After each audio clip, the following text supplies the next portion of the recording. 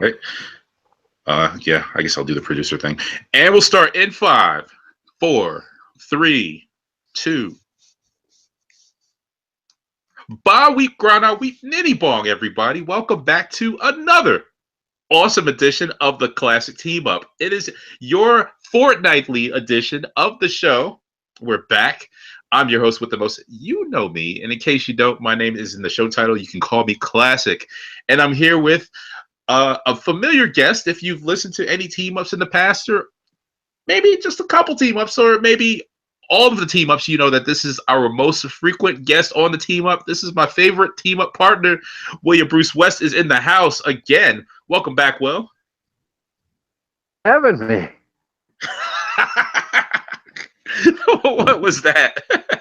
Are you trying out a new greeting? did my piece of crap Five Below Mike pick that up? You sounded like Jacques Clouseau from the Pink Panther, or Steve Martin doing a Jacques Cousteau. Is it Clouseau or Cousteau? Which one is the guy that went? Cousteau is the sea guy, the guy who goes in the ocean. I wish they would like differentiate each other more. You know, the Jacques Cousteau or Jacques Clouseau. I wonder if they ever ran into each other. Well, one's fictional, and the other is the sea guy. So I wonder if people walked up to Jacques Clouseau and was like, "Hey, man, I loved you, Pink Panther." It's like, sacre bleu. But anyway, welcome back, Will. Thank you. It's good to be back. Good to be back too. It's been a while. You and quite a few others were like, "Well, when's Classic gonna do another team up?" Meanwhile, everyone else is just listening to the CSPN, the Cold Southern Podcast Network, which you can enjoy, of course, at CSPN Media on Twitter or via our website, CSPN.us. Thank you so much for that. Thank you for listening. If you're listening on the network and are wondering, well, what show is this? This is not the Baker Bone and Rome Bed Advice Show. This is not Comic Book Chronicles. What's the WrestleCast? Well, this is the other show. No, the other show. And this is the show that stars me.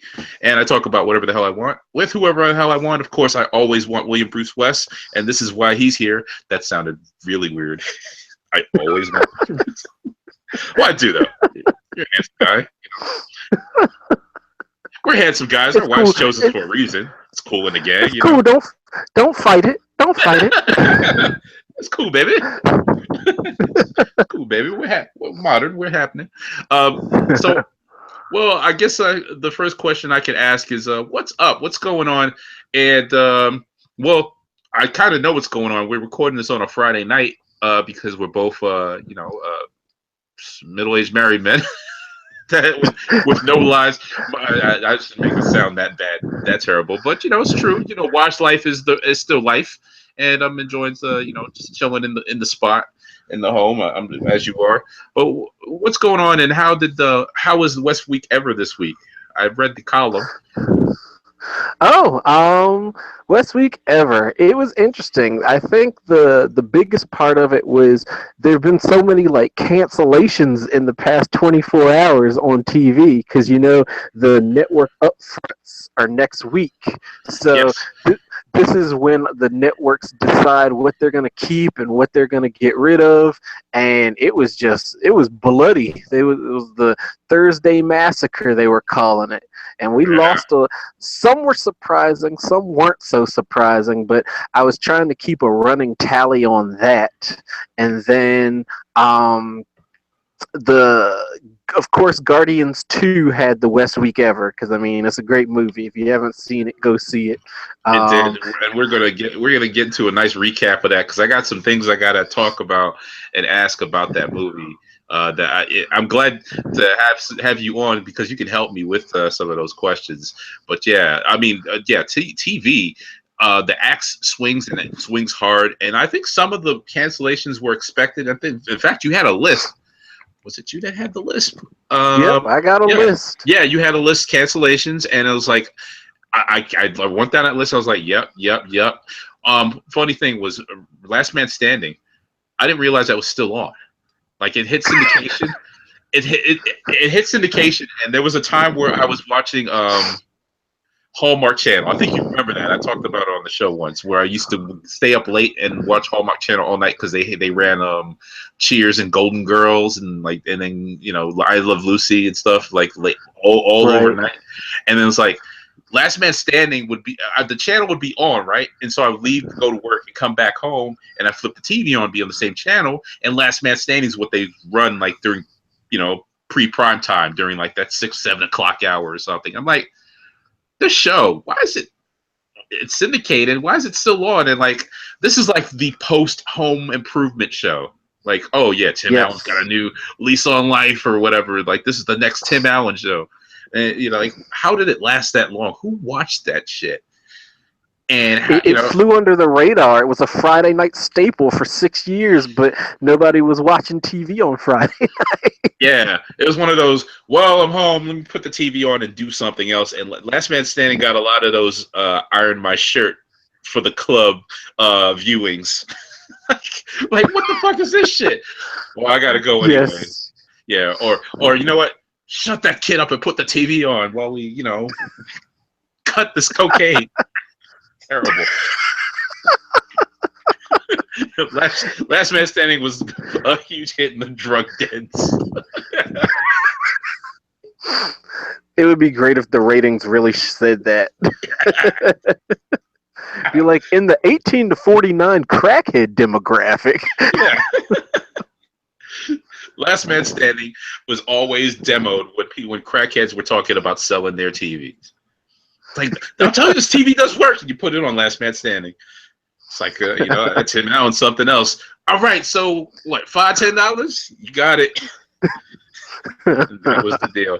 Last Man Standing, though, like, it was a show I didn't want to like, but I enjoyed it whenever I watched it. It really was just Home Improvement with girls. Yeah, well, like, he just changed up his kids.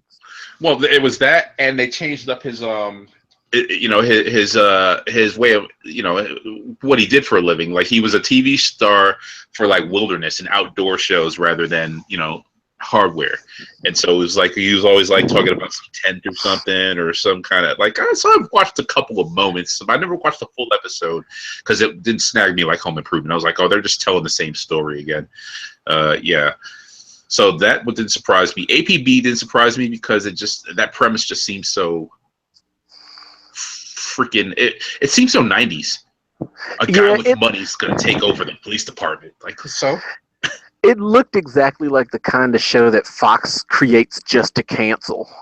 Yeah, and in this age of realizing that the police are the world's biggest street gang that likes to kill people of color, I don't see it getting that many viewers. Like, the cop shows are just so ill-informed right now. Unless you're like a Chicago PD or something that like really is deeply entrenched or SVU, no one gives a shit about cops anymore.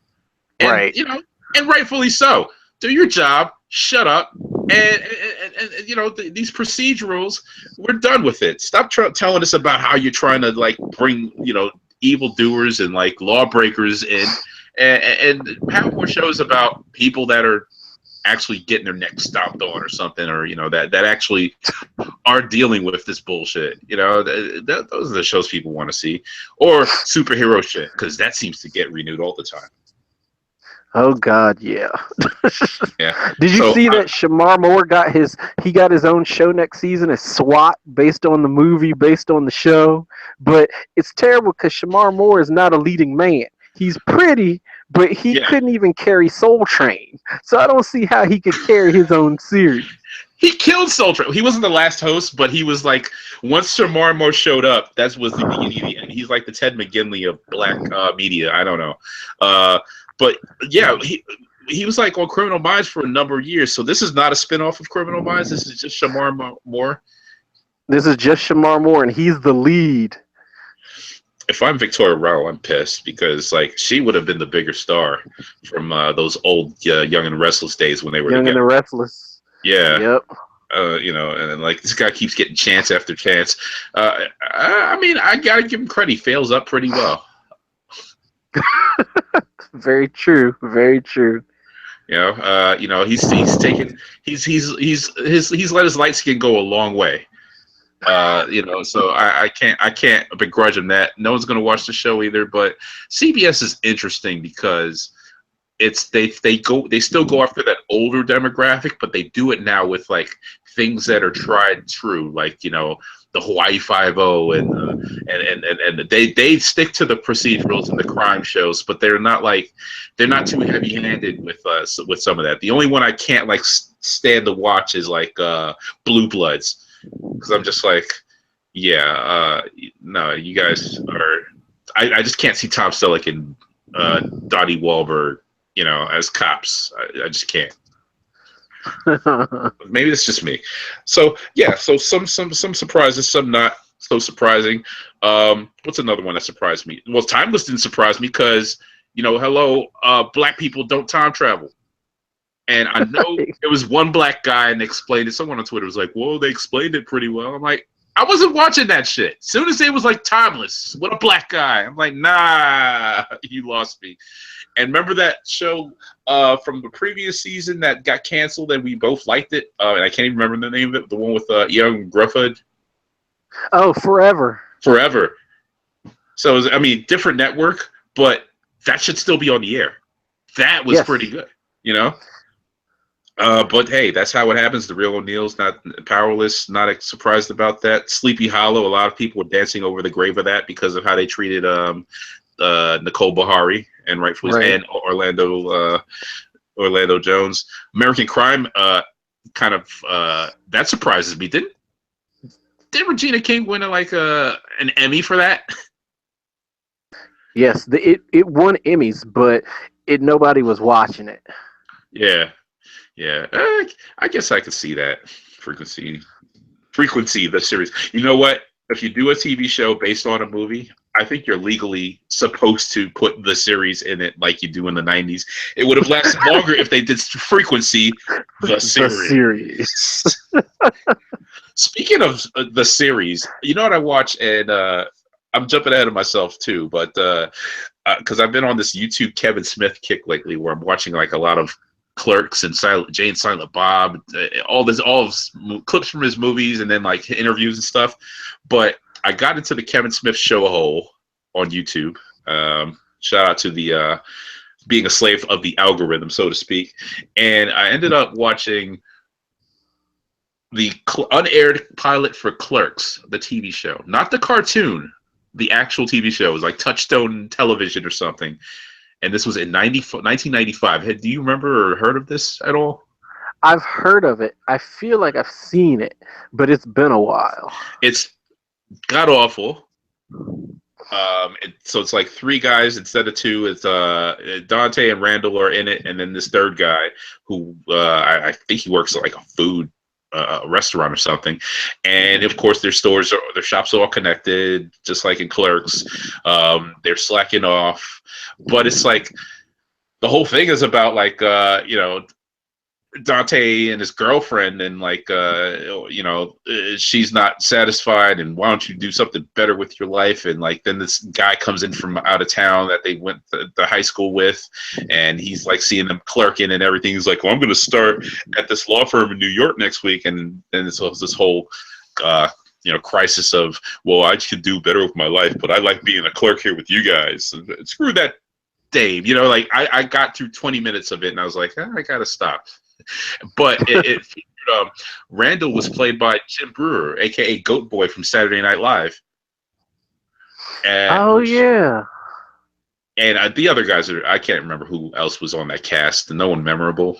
But it just was so 90s, like so mid 90s, and I was just like, oh my gosh, no wonder this pilot. This is like, I don't know if you saw a few weeks back or if you ever saw this, but the pilot to Coming to America, the series with Tommy Davidson was in the starring role in that one, the TV show. What?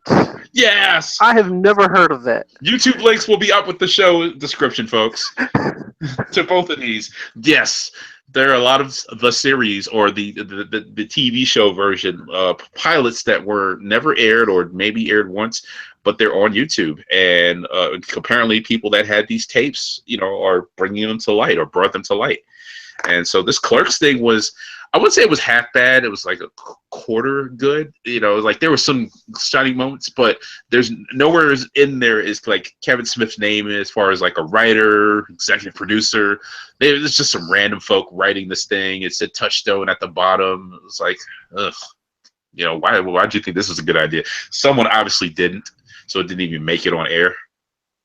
But it was like, wow, they really tried to do Clerks. Pilots tend to be bad.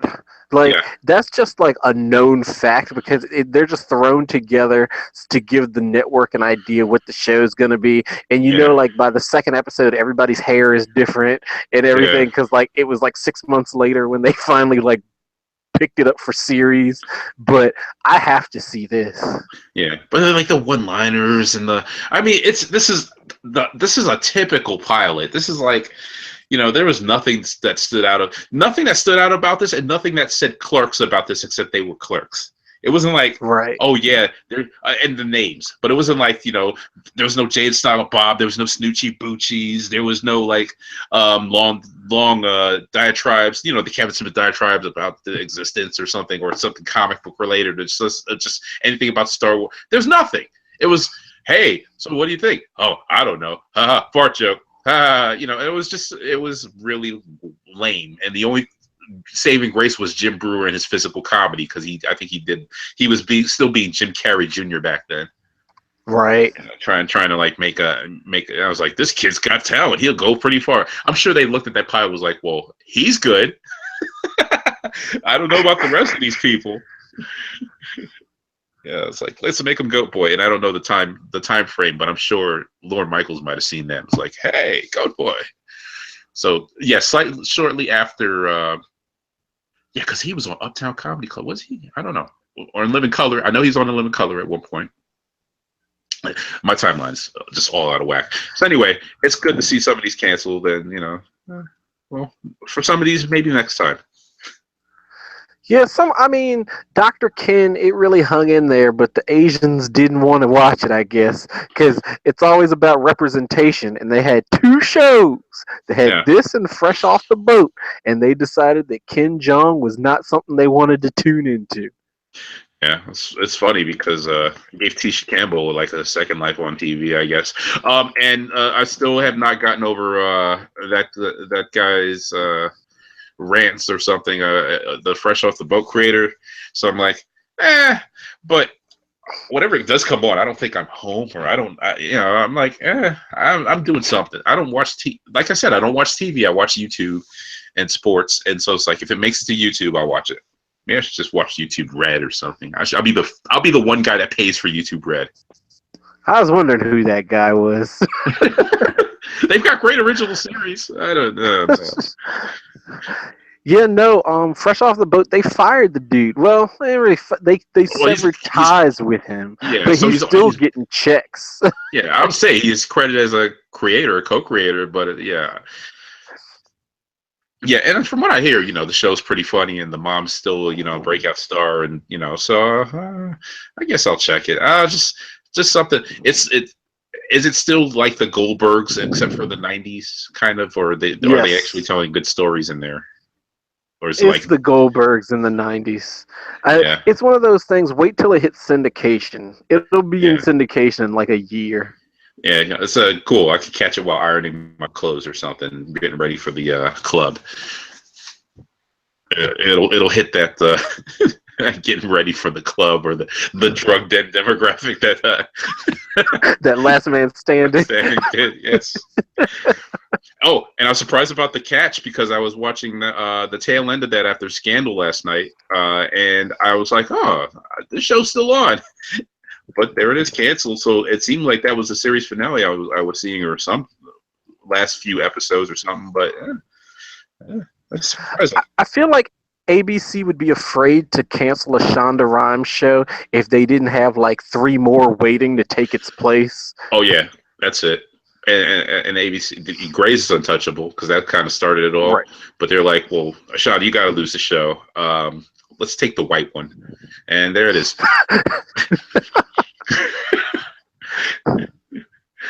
I that really is true because nobody was watching it. I gave that show maybe 3 episodes, and I was like, Uh, I think I'll just wait till Sunday. Watch Quantico. Sports. They're younger on Quantico. I don't know.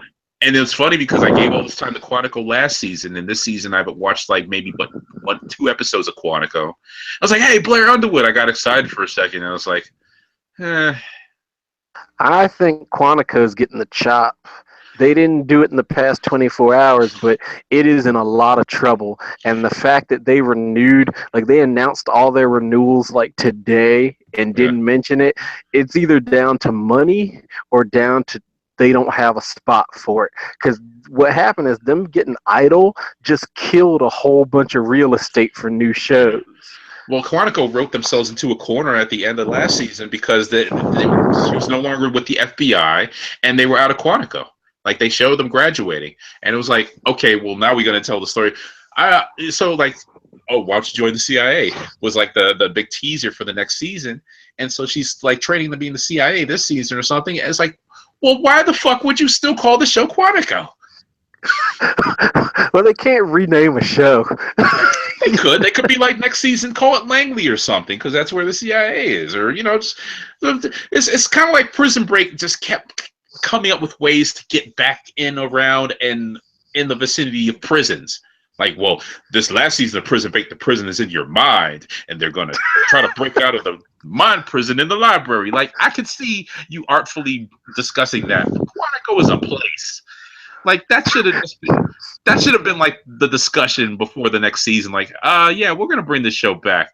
Yeah, cool, but you just can't call it Quantico. Why not? You're not in fucking Quantico. That's like if I started this podcast and called it Straight Out of Brooklyn, and then I moved out of Brooklyn and I'm still doing the podcast. I'm not straight out of Brooklyn anymore. Shout out to Matty Rich. Did they at least drop by Quantico every now and then to say hi to their old teachers or something? Quantico, the new class. That's what I was hoping. Like they would just the new class. The series and the new class need to be like on. They need to be like the subtitle on a lot of these shows. I'm worried about Priyanka Chopra though, because they're trying to make her the next big thing, and I think she might just be the next Tia Carrere. Yeah, like, she is everywhere. I mean, she's fine as all hell, but yeah, it's like they need to. She needs to find a new vehicle instead, like a movie role or another TV role or something. I'm sure she's probably praying for Quantico to get the chops so she can like jump in some movie or something with like. Who's a hot young white actor? I was gonna say. Well, she's the villain in Baywatch. What? Oh yes. Yeah. Well, there you go. Zac Efron, it is. I was gonna say the guy that's in Blade Runner, the young guy. Oh, Ryan Gosling. Ryan Gosling. Yes, Ryan Gosling of La La Land fame. I would have said he of Drive fame, but he's done other things since then. I actually saw some of La La Land on a plane ride. I didn't watch it myself. The guy on the plane in the seat, like diagonally in front of me, like kind of one row up and over, you can kind of see his screen, and so I'm seeing it on mute, and I'm like, this looks like it might not have been half bad. But it looks terrible right there. So, you know what? It just seems so boring. It was so boring. Like, there was nothing exciting about it. It was a lot of talking. There was maybe a couple of dance numbers. And I just thought, they really tried to give this Best Picture. Okay, yeah, I want to see it, but I'm not, like, dying to see it. Yeah. That's the thing. You have to give yourself that commitment. I remember doing that with... what was that Best Picture with what was the one that had I can't even remember. I can't remember anything right now. J-Law, Jennifer Lawrence. What was the one that she got all that acclaim for? Not the mop lady, but the previous one. So not Joy. No, not Joy. And she was in it with Bradley Cooper with Rocket Raccoon.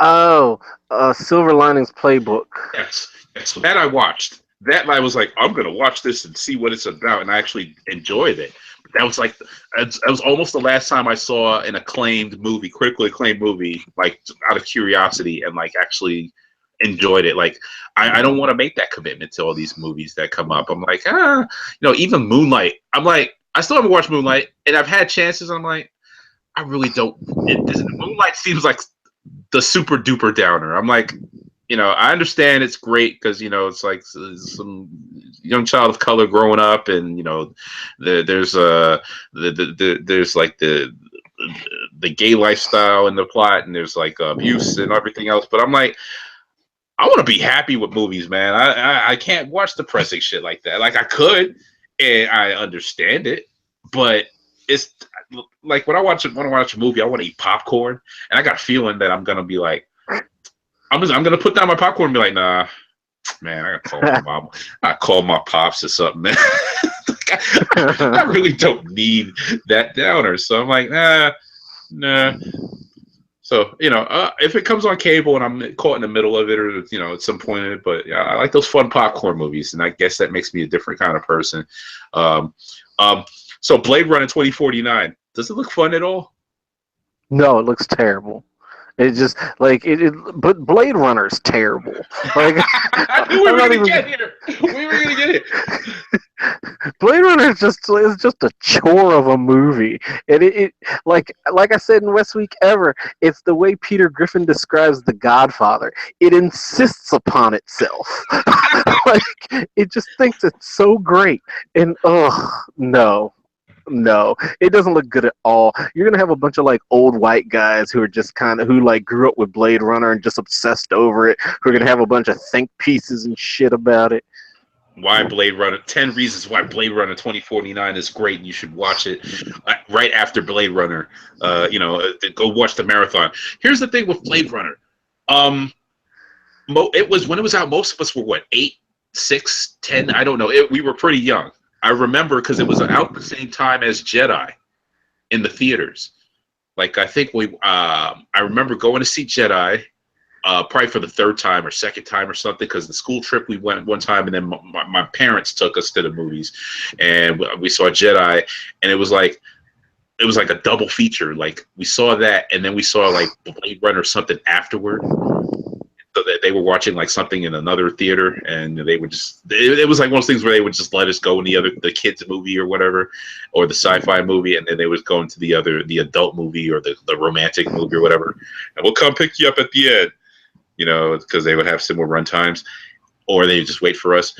And so we're watching Blade Runner, and I fall asleep like 3-4 times, and I'm just, because the whole time I just saw Han Solo with the Ewoks and shit, and now I'm seeing Han Solo or Indiana Jones, and there's no short round, there's no Wookiees, there's nothing, and I'm like, what the fuck is this about? It's just dark, it's dank, it's a lot of scientific, and even when I tried to watch it years later, I'm just like, so this was it, huh? It's kind of like trying to watch Dune as an adult. Yeah, that's one of those movies that I've just never wanted to even try. Yeah. Dune. But like with Blade Runner, I fell asleep in it too. The problem is I went to England for like a summer, and I was supposed to learn about globalization, but instead the professor just showed us Blade Runner. Like I don't know how they were related, but between it being boring and the time difference, because it was basically like 4 a.m. in America, like I kept falling asleep on it. It's not a good movie. Yeah, well, at least it's the thing that the '80s movies used to do was like, well, with the sequel, let's put a year at the end of it, Blade Runner 2049. Well, at least they can do Blade Runner Legacy or something like that. But I like the titling at least. It's not Rise of or any stupid prequel shit. And who knows? Maybe Harrison Ford will die in this one too. I mean, he seems. I'm surprised. Yeah, that's like in his contract. He has to die in movies now, so they just don't bother him anymore. I'm surprised it's getting a sequel, because I'm looking here. The budget for the original was $28 million, and the box office was only $33 million. Mm-hmm. Like that's a bomb in today's market. Yeah, I don't know if they're just looking at the nostalgia or the or the cult following it might have had. It's one of those movies that after a certain number of years, it's just going to develop that cult following because it's just that old, and for no other Right. reason. It's like it's in the Harrison Ford, filmography, and it's sci-fi, and there's not many sci-fi things that try to stand test of time or whatever. And you see this with the resurgence of like a lot of Kurt Russell's old joints. It's like, oh, there's like there's still a following for Big Trouble in Little China and Escape Froms, even though the last one sucked. But they'll still try to put out something in that vein because that's just that's just what people like. It's so it kind of hits on a lot of points and genres. I'm surprised they didn't tap this well sooner. But it could go the way of Tron Legacy, which actually would have been was I liked the Tron Legacy, but I'm a big Tron fanboy, so I'm biased. But what the hell? I'm glad you said that because I was just about to tear into Trump. Well, we're gonna fight anyway because you're one of those people that believes that Watchmen, the book and the movie, are both terrible, and I'm just like, what's wrong with you people? The movie was great, but I'm in the minority in that case. So so good luck to all you Blade Runner fans out there. It's an uphill battle, but at least you'll know that Watchmen was better than both your movies combined. So I've got that to fall back on. I didn't hate Watchmen. Watchmen is probably like one of the most faithful adaptations ever. That's why I love it. like the book more. I think I like the book more, but I don't really even like the book. Like, it's one of those, like, I don't think it's a bad movie. I think it's a faithful movie, but I don't think I like the story. Yeah. And something else about me, I don't read much. I'm a comic reader, a comic fan. So I'm not like much of a book reader. I don't know shit about American Gods. Like, literally, I've not read one page of it, but people are up and down just going nuts over it. I'm like, I guess I should have read them. But so I haven't watched the HBO show. I don't know anything about it. I don't know where you stand on it, but I'm kind of waiting for the fervor to die down before I even check it out, because now it's just too hot right now. I couldn't care less about it. I was tweeting about that last week, where it's like it's lonely when there's a phenomenon that you just can't get on board. Like, between this and Game of Thrones, like, two things I have no interest in. And I mean, American Gods is on Stars. Nobody has Stars. Stars insists upon it. So I've got Stars, but I never actually stopped. Well, okay. I'm lying because Star Wars: The Force Awakens is on. I'm watching that on mute on Stars. Stars Kids and Family. Oh, you know what's funny? What movie comes on cable and it's on Kids and Family? I'm like, how is this on Kids and Family? I forgot what it was. I was watching it the other day, and I was like, really, Kids and Family? This is a violent freaking movie. It might have been one of the Matrix. That was one of the Matrix movies.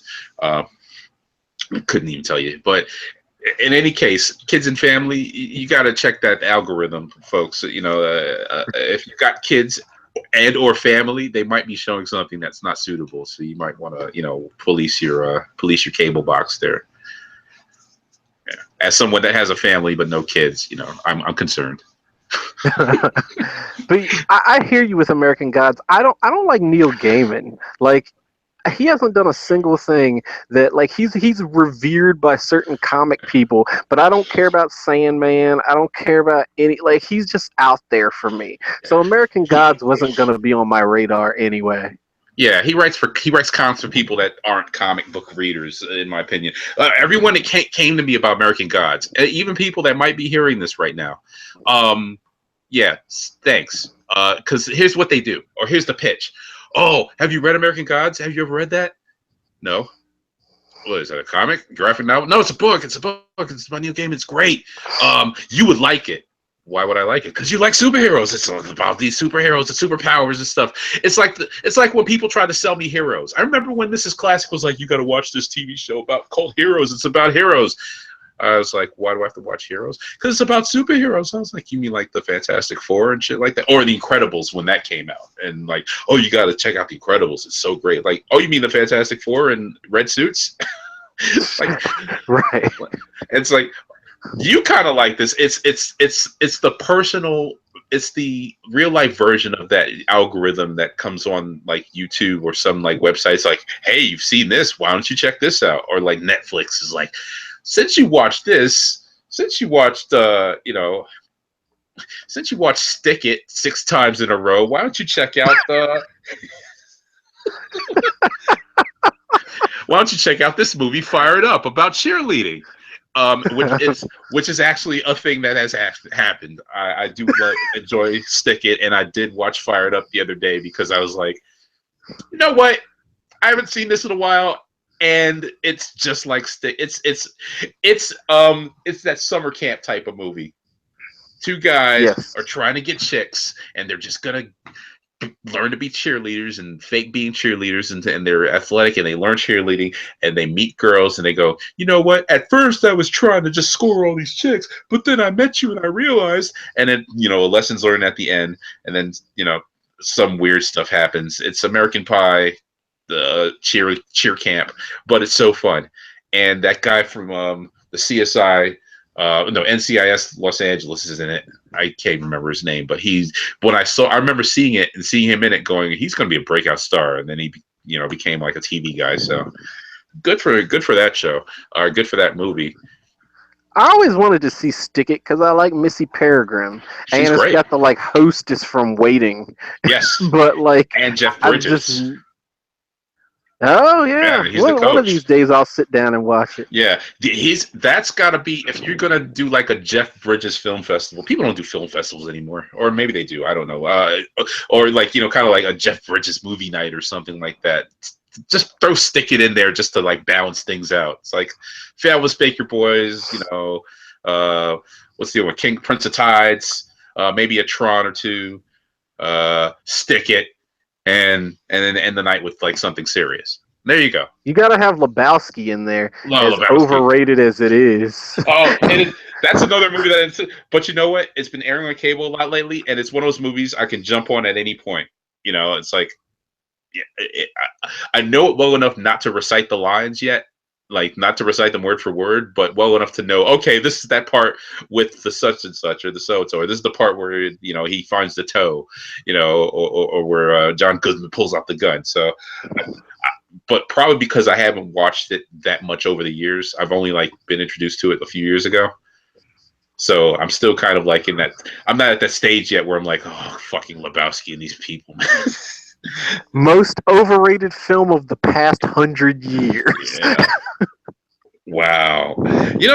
But a lot happened in that movie, and I think that's what people what tend to draw people to it, like at the time that it was out, was like that movie had a lot going on in it, like scene after scene, or like it was one of those movies. It was like he was just getting thrown about by different like gangs and stuff. You know what movie that reminds me of? Hudson Hawk. Remember Hudson Hawk? Never seen it. I've heard good things about it.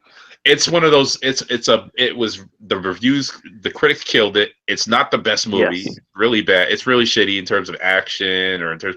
It's funny, or it's like comedic. But it's fun. It's one of those fun movies. It's like it's that guilty pleasure of mine. Like I'll watch that and realizing how bad it is, and like I just enjoy it. I can't remember when I first saw it. It wasn't in a theater. I think it was like on some kind of video rental, but I just remember watching it over and over and over again.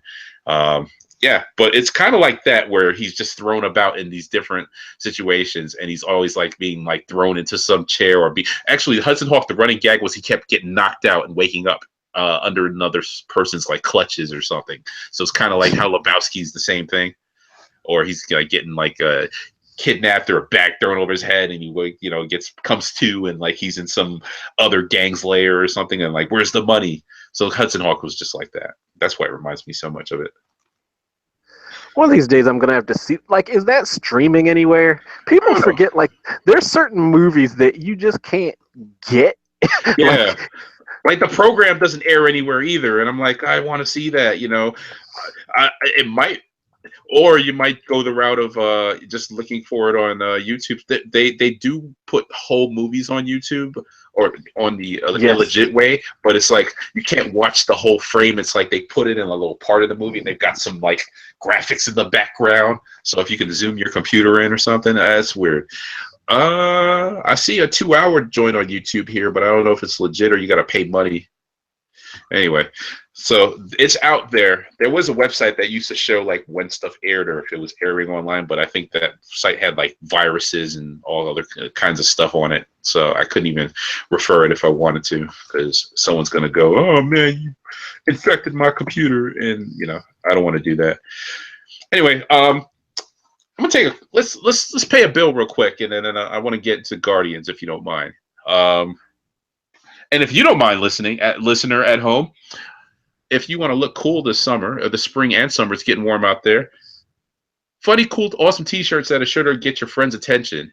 You can get that at Busted Tees. Busted Tees offers some of the greatest varieties of great T-shirts, all based on pop culture, science fiction, or just the coolest things out there. Cartoons, TV shows, you can get it all. Deadpool, Guardians of the Galaxy, Harry Potter. You can do that. Get it through Busted Tees. And they got shirts on sale as well. How you can do that, you might ask? Well, you could go to bustedtees.com, but you can also help our show and keep our show free by going to our official website, cspn.us. That's cspn.us. Then clicking on the Busted Tees banner. Do that from the Keep Our Podcast Free link at the top of the page. Click on Busted Tees and shop for funny, awesome, cool T-shirts that are sure to get your friends' attention. Busted Tees through cspn.us. Do it today. And if I had a bell, I'd ring it. It's like, yeah, it's like Pavlovian, because when I hear it on Comic Book Chronicles, they ring the bell, and I'm like, oh man, sound effects. They are good with those sound effects over there. Yeah, it's funny because I've known Agent 70 since from high school, and I'm just like, sometimes I'm like, you were never good with sound effects in high school, but we never had a chance to actually display that kind of like talent. We just played cards and like talk comic books, but it's just funny, like he talks to those guys. I might talk to him like once every couple months or something. He talks to those guys weekly, but we stay connected because it's like I can hear him talk comics each week, and every now and then I'll send him a quick note.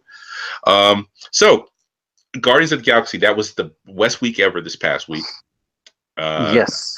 I didn't even have to scroll to the bottom to know. I was like, yeah, it had to get the best week ever. I mean, there's some other things I would have put in contention, but no one had a better week than Guardians. Made a crap load of money. Was the latest Marvel Cinematic Universe entry, and it turned out to be a pretty freaking good movie. Yes. Yeah. It's definitely probably like the most emotional MCU movie, Yeah. Really tugged on the heartstrings. Really hit home for a lot of people. With Star-Lord finding out about his father, who's Ego the Living Planet, or it's bothered me so much. But the reveal that Ego the Living Planet was like an interplanetary interspecies womanizer just like shocked the hell out of me. Like, holy shit! First off, it was triggering it because I'm like, okay, well, we all have certain relationships with our fathers, or maybe may or may not. For me, it was, and you mentioned this in West Week Ever, and I appreciated like you sharing that. For me, it was like, so my dad's been married 5 times, and it was wow. like, and so finding out that your dad, who you've been wondering all this time what he's like and why and what's going on, and my mom and stuff. Finding out, spoilers anyway for anyone listening, we do spoilers. Come on, the statute of limitations has passed. She's waving in Ellis Island. Look at the statue; it's passed.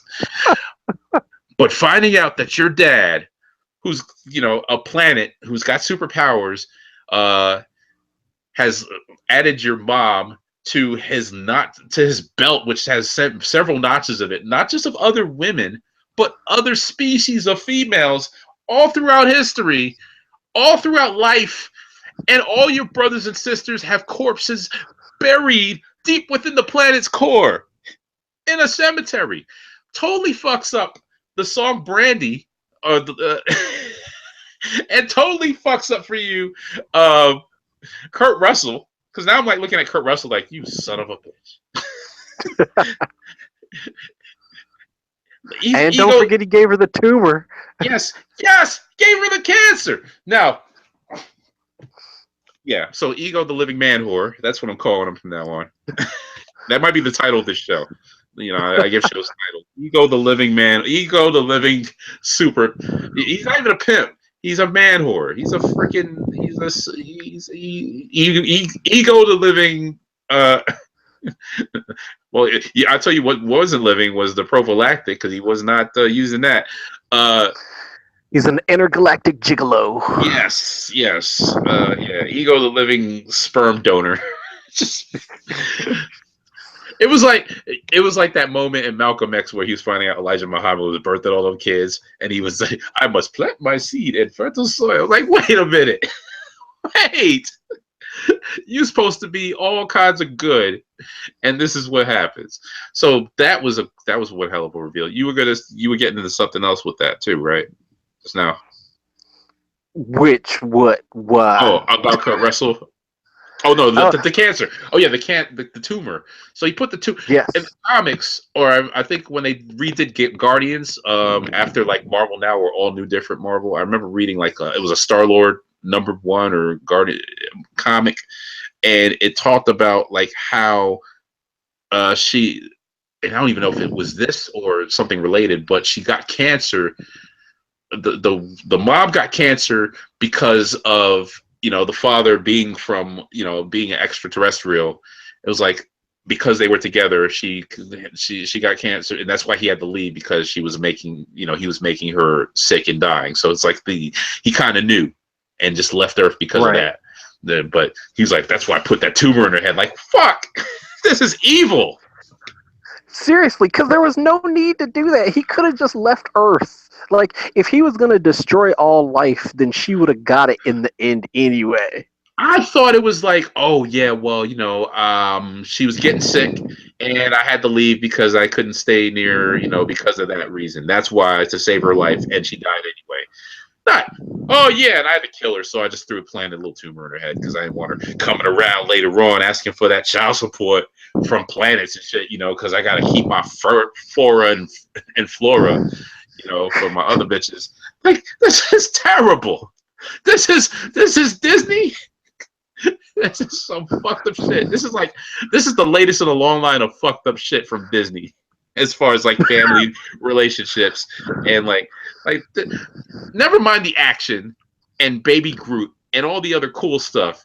This was triggering. I can't. I was gonna go watch this movie again. Like, oh, Guardians was so good. I'm like, nah, fuck Kurt Russell, man. If I see him on the street, I'm You gonna know, stuff him. it's not a Disney movie without dead parents. Yes, exactly. Exactly. Parents killing parents and betrayals by family members of all things. Um, but yeah, the other subplots and let's see, the visuals were awesome. If freaking Suicide Squad can win an Oscar, that kind of opens the floodgates for everybody. It's like putting Well, what do you feel? yeah. Well, have you heard of the controversy right now about Mantis? A lot of people are offended that because she's played by an Asian actress, but she's the butt of the joke for being ugly, that's them putting down Asian women. Oh, I did not hear that, but Yes. that's pretty well cooked up. You know, hey, if it makes it to award season, maybe it'll rear its head again. I don't see that being like a huge thing. This is not like when people were like, "Hey, Iron Fist should be Asian," even though he's white in the comics. This is not like it's not gonna get those kind of legs. I don't think. Oh, Iron Fist. Yeah. Iron Fist makes the defenders indefensible. That's a headline. Someone's going to take that. Hey, you're welcome. Whoever writes that think piece. Anyway, um, yeah. So yeah, Guardians was good, man. Are you looking forward to Volume 3? Yes, yes, Yes. which is surprising because I has pretty much written off Marvel after this movie. Like I don't care about anything that's coming up. Like I don't care about Captain Marvel. I don't. It's gonna make me a terrible African American, but I don't care about Black Panther. Oh, well, we've covered Black Panther. I've read maybe two issues of the of my Coates' run on Black Panther, and it was kind of like happenstance, like there's an issue. Okay, I'll read it. But I haven't been like trying to get the variant covers or collectibles, or I don't collect anymore. So I'm just like, eh, I'll see it I if I see think it. people. You know?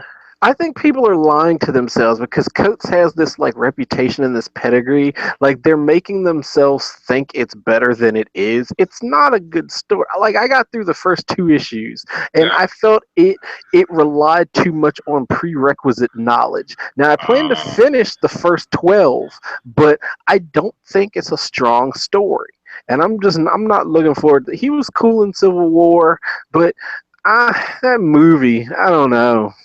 It just even Homecoming to some extent. Like it'll be good to see Tony Stark again, but I was just gonna be done with Marvel. But yeah. then they said that Volume 3 sets up the next decade of the MCU. So now I'm Yeah. kind of like, well, what's that gonna look like? Well, dead heroes getting replaced with new ones probably, and new stories to tell. Well, the thing with Guardians too is it puts Marvel in that it puts them in space, which is what the first one did. Which remember you were talking about Galactic Marvel and how that's like it's kind of it's untapped, but it kind of you can tell a lot more stories that way. You know, uh, I just kind of hate. Like as much as I love Guardians, I still haven't really reconciled that it's in the MCU. So yeah. Infinity War is going to be very jarring for me to see this raccoon and Vision and Tony Stark in the same scene together. Yeah, you're right, and that's the only downside to Guardians Volume 2, which is not really a downside, but there wasn't much connectivity to the end. There wasn't any mention of Infinity Stones. There was no like references to, other than hey, Earth is here, but it wasn't like no one talked about Captain America or any of that stuff. It was like there was, and even the after post credit scenes when they tease, oh yeah, by the way, there's 5 post credit scenes. I kept expecting one of them to be like, oh yeah, by the way, this is a post credit scene that's going to lead to Thor: The Dark, the next Thor movie or Ragnarok, or to Avengers: Infinity War. But all of them were related to Guardians in some way, shape, or form. It was like, oh yeah, this is a nod to Groot, and this is something else, and this is something else. So it didn't feel like even the post credit scenes were anything that was threading it to anything else. And I thought that Right. would have been the case. The only thing we saw was like Jeff Goldblum in the freaking if as the credits were rolling, you saw him like on the sidebar there, which was I kind of totally funny. missed that. I read about it later on. I did not notice him there. Yeah, I found him because we stayed through the credits and everything, and Mrs. Right. Classic just kept every time I Am Groot came on, the text, the words, she'd just yell, "I am Groot." I'm like, will you stop that already? And I know Volume 2 was good because she did not like the first one. She actually, at the end of the first one, I was like, that was good, right? And I looked over and she's like, it's kind of wacky. She was not, she seemed let down. This one she actually Oh. enjoyed, and which was kind of funny because it was like, this is my. I saw her wince at certain parts, like when it was starting, but throughout the movie, she was like really excited about. It. I was like, you really are digging the Guardians. I think it was Baby Groot or something. I don't know what caught her. It wasn't the music because she doesn't for some reason like she's like 80s music, she's like whatever, or 70s music. She's like that's not my speed. She's more of a aka pentatonics. She the stuff that you liked in college. She's more into that kind of stuff and like Oh, then FKA twigs. how did she take today's bombshell of an announcement? I haven't heard her throw anything upstairs, and but I'll check on her. I'll check on her after this session here and find out if you know, because I'm sure she was trying to get tickets to whatever their next show was or tour was going to be, if there is going to be one. Probably not. I wonder Because how she feels about him. I heard the girls trying to leave too. That she's been like prepping a solo album on the side, but hasn't really told anybody yet. Yeah. Wait, so who's the one that's leaving? Um, Is what's it the his lead singer name? or the skinny guy? Avi. So like the tall, bearded one. Oh, really? Yeah, Yeah, because doesn't he do like bass? I One think does so. because the black guy does percussion. I know that the beatboxing, and then Of they got course. yeah, and they got three. Yes, typical. Really. Well, but he sings pretty well too. I saw some like solo stuff he did. Like, or actually, when we saw the concert at over at the Patriot Center, he was doing some. He did a song on his own. Like, so like, here's my stuff. Like, hey, well, let's let the black guy shine. And he's like, oh, he sounds pretty good. So I thought maybe he would have been like, I'm going solo. But I mean, they had a good run.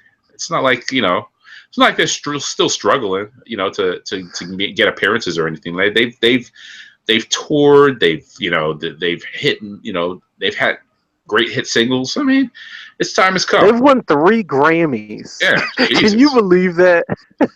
I believe it. 3. I believe it. I mean, we live in an era where people win Grammys. People have been winning Grammys that shouldn't have for a while. So a group like that winning Grammy is, you know, it's almost justified. It might as well.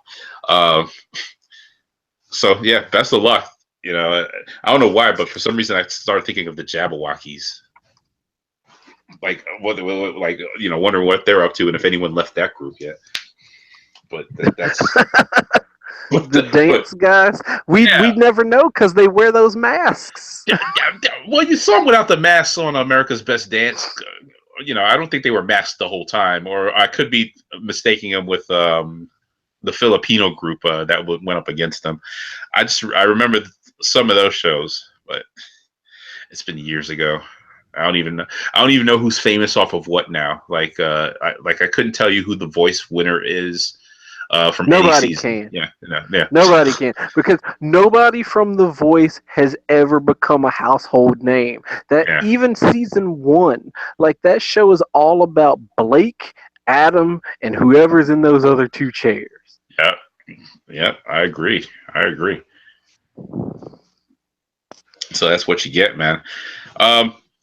24 Legacy. Did you watch any of it? Not after I was curious about that teacher getting the blow. Yeah, That's the only episode I saw. No, I didn't do Team Up in such a long time, and I was gonna do like 24 recaps. I was like, yes, another 24 is back. It was gonna be 24 more again. First off, the DVR is what killed it for me because there were nights that it came on. I was like, I can't watch this right now. I got so much shit to do, and so I wouldn't watch until the end of the week. And then, like, the next week was coming up, so I was like, I can't do a recap show on a Sunday for a show that's coming out with the new episode the next day. Who's going to listen to it? So I was like, I guess I could stack 2 episodes, and then after a while, I started missing 2 episodes at a time. So like the DVR started filling up, and then I was like, I'm going to catch up, and I watched the finale. I think I watched the finale like a week late.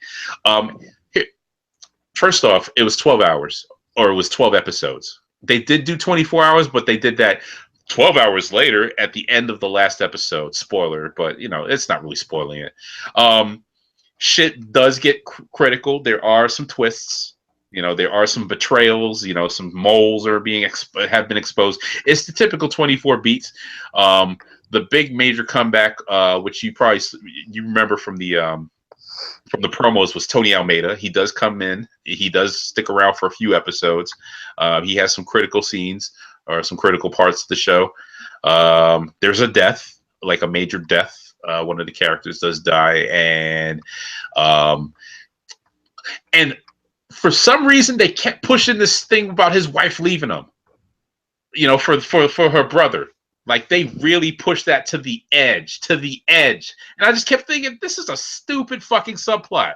No woman is going to get attacked by terrorists after her husband, kill one of them, be reunited, and then stay with her brother for safety and leave and consider leaving her husband in the same fucking day. That's not how it goes down. Like, oh yeah, by the way, you love this job and this action more than me. Like, woman, we were tied up together in our house this morning. I'm not loving no action. I'm trying to get these motherfuckers. Every last one of them. You should be rooting me on. Like if someone broke in our house right now, Mrs. Classic would be like, "What are you still doing here? I want to make sure you." I'm fine. Get these motherfuckers and don't come home until you get all their heads in duffel bags, like in that Joe Pesci movie, because that's realism. This show just pissed me off. And so I couldn't do a recap because I'd been pissed off for the last 5 or 6 episodes. But anyway, that's Take on 24 Legacy. I do hope they come back next season. I was impressed by what they were laying. They pretty much laid the groundwork for him joining CTU and him being the new, lead. So he did solidify himself throughout the season. There was no Kiefer appearance. I kind of wish there was, but he was busy being a lame duck president on ABC. So, but other than that, satisfying show. So if they really wanted it back, they needed to throw in a Kiefer cliffhanger, like, yeah, Black boy, it's your dad on the phone.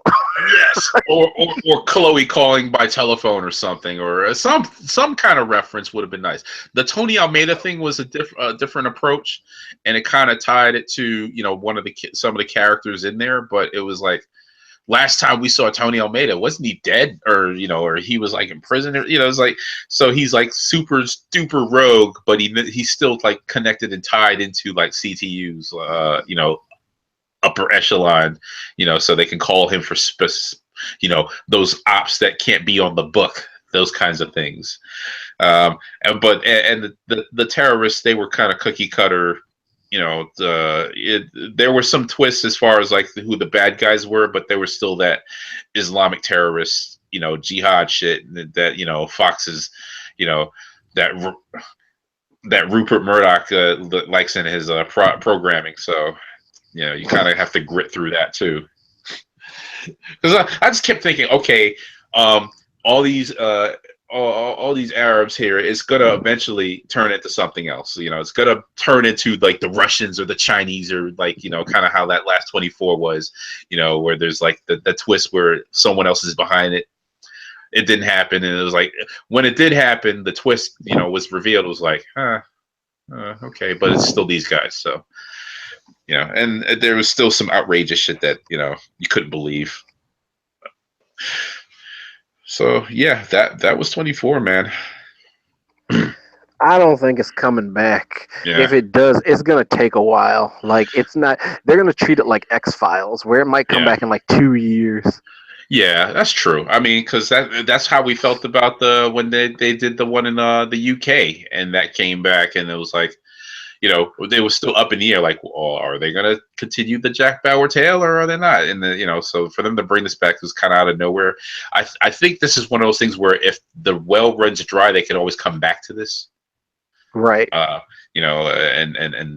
so that's kind of where that is. And I don't know shit about Prison Break other than my description from earlier, so I can't even tell you like how that's going. But whoever is following it's gonna be deep into that. So that's probably the one thing Fox is hitting on, are like some of these nostalgia pieces where they can just say, hey, we can just get this old audience from years ago with these old properties, and then trying to do that live.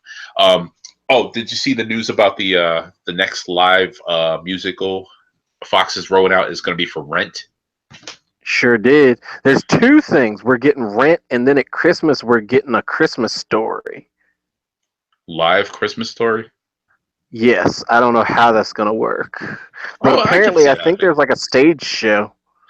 I guess, you can put some shoot your eye out kid to music, and, Fragile. I did the Fragile bit today at work, which people got that because we were in the mailroom and I was like, "Fragile must be Italian." And then someone started laughing, and one of the millennials was like, What are you talking about?" I was like, "Oh my god! Oh, go home and watch it on YouTube." Shit. Uh, Here's what I want, and it's only because I saw this as a kid, and if they're gonna do these dredge up these musicals, they need to do this one. There needs to be a Starlight Express live. God damn it! Think about it. It's trains on roller skates live. Bring it back. Yeah. It was like that had a run. It was like a couple of years in New York and on Broadway. I saw it on Broadway, and then it went like it did the tour, and then it went overseas, and then it never came back. It was like I look for videos of Starlight Express, like performances, to see, like, oh yeah, I wonder, where else did it play? It was like the last time was like in the late '90s in like in the UK, and not even in London. It was like in like I'm making up a town, but Northshire or something like that, or West Bumfuck, and I'm like, come on, man, I can't believe it died like that. Or It's the most popular musical in Germany, and yes. it's been performed continuously since 1988. Come on, folks. Gotta go to Germany. Oh man, yeah, Starlight Express and some Hasselhoff and some Lowenbrow, and I guess I'll be set. Or Serafina, that was pretty good, and that made a good movie with Whoopi Goldberg. I could see Serafina live. But I don't know what I'd want to see live. Like, I like a lot of shows, but I don't think they need to be on TV. Like, in a way, it's kind of cheapening theater. yeah, But like, I would rather have like Hamilton, but they're never gonna do that because then ticket sales would plummet. But there's so many people who will never ever get to see that show. I would much rather that than like Grease live. Yeah, Hamilton will be seen on PBS 10 years from now. Like, hey, remember when Hamilton was hot? Here's some clips. Like, oh shit, we'll finally get to see Hamilton. I'm gonna be like that old guy. Like, come on, they're gonna show Hamilton on on PBS. I'll have my tote bag out. Like, let's all sit down and watch. Come on, mother, let's watch Hamilton. I'll be at an age where I can call her mother. Mother. It's that rapping musical. Yes, the musical is all the rapping. That's the hippity hip hop, telling the story of our country. Come on, you kids. You're gonna learn about your history. Set to rap. And by that point, it'll be like all portrayed by white people. Yes. Yes. They will have gentrified Hamilton.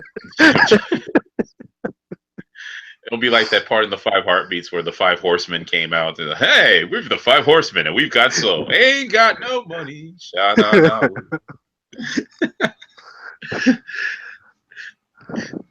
Yeah, it'll be Hamilton. It'll be Hamiltoned down. Yes, you can borrow that headline.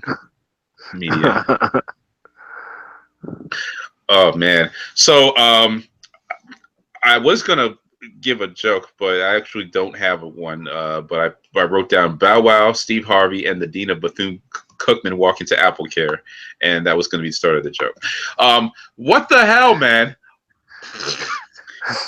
Yeah, there's a lot of tomfoolery this week. Let's start with Steve. Steve Harvey with that letter. That is a letter that you write when you get caught doing something in your dressing room. Like, hey, I understand, like, oh, yeah, I need my time to myself. Don't bother me at work or whatever. And I got coworkers like, oh, I haven't had my coffee. Okay, I'm going to back off, when you had your coffee or whatever. Or, people have moods. But he took that to the next. There's no way one man can be that moody. Unless, and this is my take on it, unless he got caught doing something in the dressing room or something was insinuated he was doing something in the dressing room he shouldn't have been doing. Like his wife came down on him, like, from now on, none of these bitches can knock on your door in the dressing room. Like, these are rules that she must have wrote for him. I could believe that. Have you seen his dressing room? I was watching one of those shows that comes on after like SNL, like In Style or I don't know, one of those stupid shows, while and you're, they showed while you're cutting like cocaine. yeah, while you're cutting cocaine. Yeah, that's the after the club show when you Yes. come back and put the iron away. Like Yes. they showed his dressing room because they interviewed his like designer, and the thing is crazy. Oh, it's like It's a MTV crazy Cribs. dressing room. Well, I knew Yes, it was some big fucking deal because he was like, ring the bell, like ring the doorbell to the right, dressing room. Most people knock. You got a doorbell. That tells me all I need to know. right. Like you're the goddamn Wizard of Oz and shit. Well, that was clearly released by like a disgruntled employee because Yeah. that was sent out. The thing is like it only made the news this week because production of his show shut down. Yeah. Like he sent that at the beginning of the season, but Yeah. they're angry because a lot of people don't realize his show in Chicago is done. Like Yeah. there's no more Steve Harvey show. He's moving to LA and Yeah. he's getting a new talk show called Steve, but he never discussed it with the staff. So he's not Mm. taking anyone with him. So there are about Oh. 80 people out of jobs now. So that's Uh, why that made the news. okay. He Okay. So it's not leaked like it. this happened this in the past week. It just so happened that that's how it went down. I'm still pretty sure that I mean maybe he doesn't seem like the kind of person that's a how do I put this? He doesn't seem like a nice person anyway. Like he's like nice for No. TV and stuff. He seemed like he's like how people have stories about like Patti LaBelle and shit. Like well Patti LaBelle did this to me or she called me a motherfucker. It's like no, but she makes pies. Nope. Patti LaBelle is she's a piece of work. Like that's how people Yes. talk about Steve Harvey, and I believe it.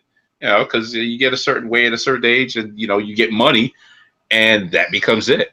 And I mean, you could tell also because he's all like defending, like he was like came out for Trump, or he's like, oh, we should have a dialogue.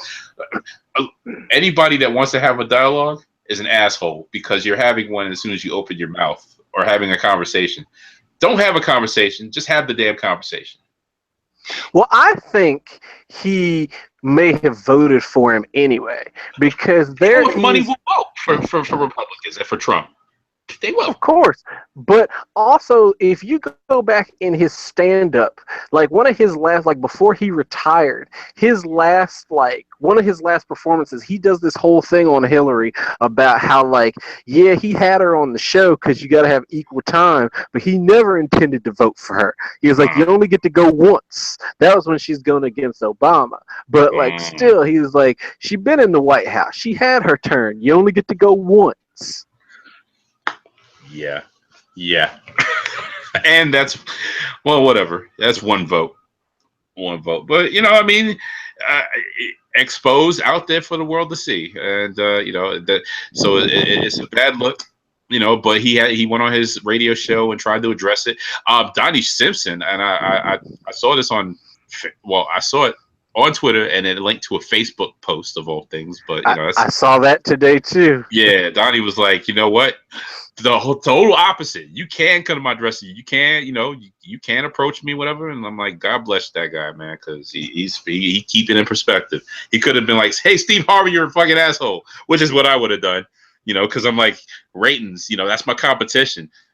You ain't shit, like, yeah. Take that, Fan Bro Show. You guys suck. Like I would just went straight after somebody. Like like as soon as there was something to say. Fan Bro Show is a great show, by the way.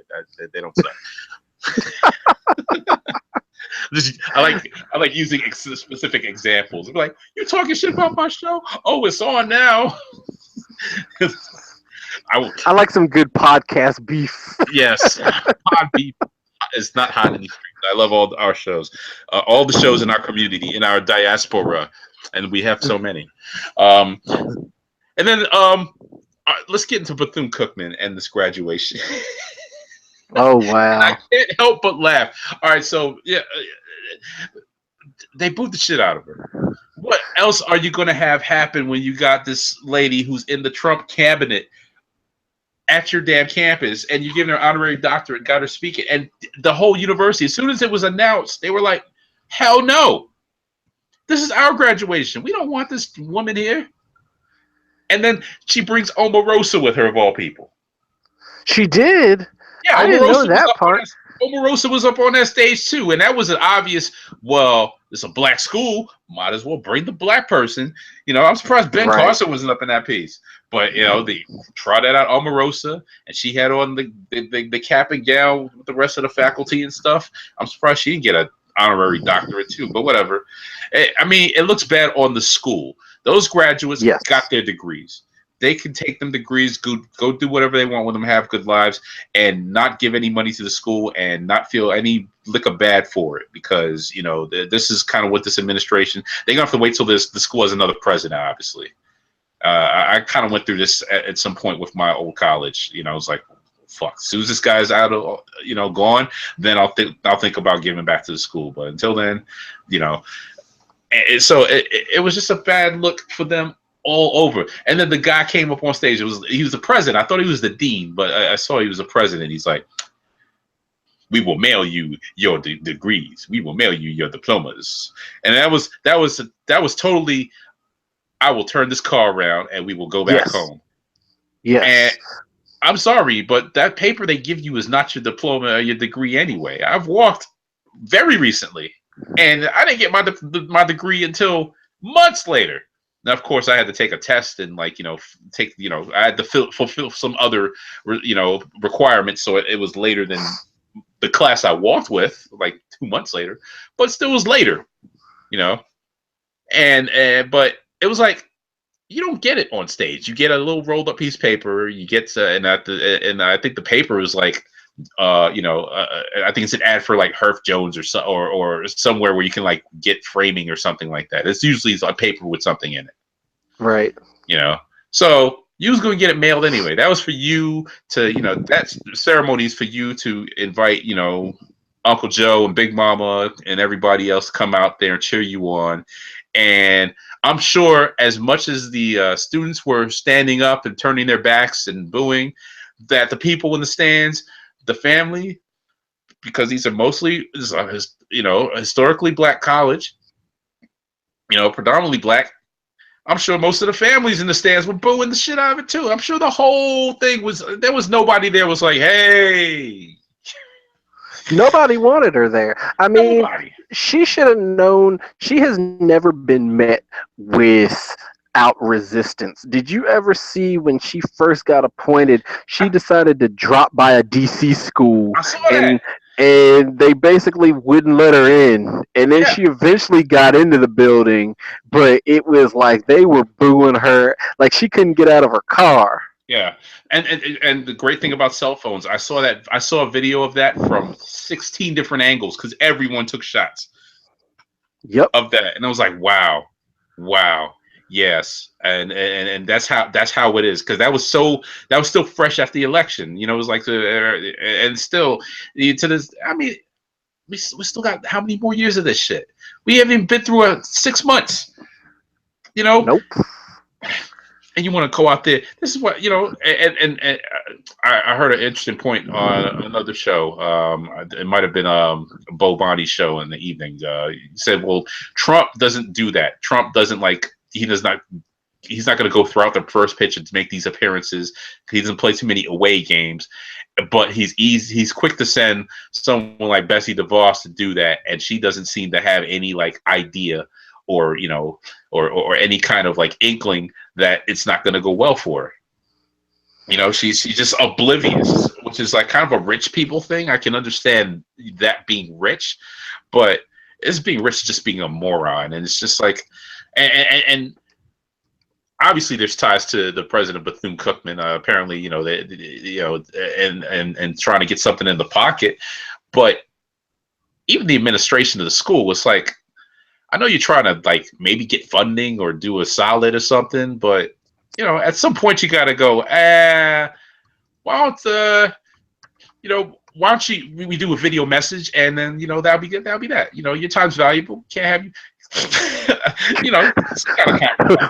We'll Skype you in. Yeah, live from Skype. Congratulations, graduates. Boo! You wouldn't have heard nothing, and then you would have cut back to Diddy or somebody else, Shamar Moore, giving the commencement speech. Shamar Moore. Oh God.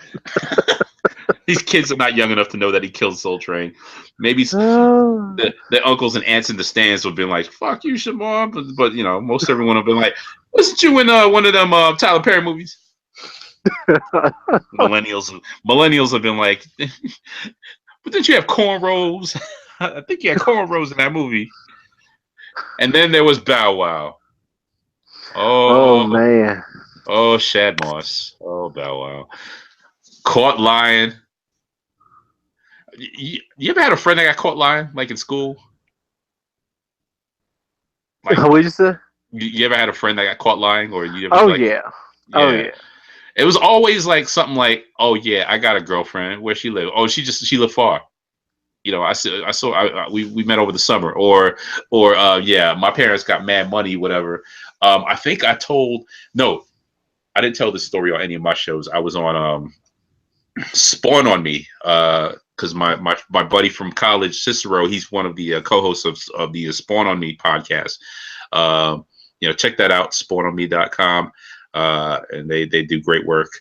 Video game podcast, by the way. But yeah, we had a guy he was one of Cicero's like roommates in our dorm, and he lied to the teeth about being from New York, or not being from New York. He's been to New York and he's got family in New York, but he was like, "I'm straight out of New York, man, straight out of Brooklyn."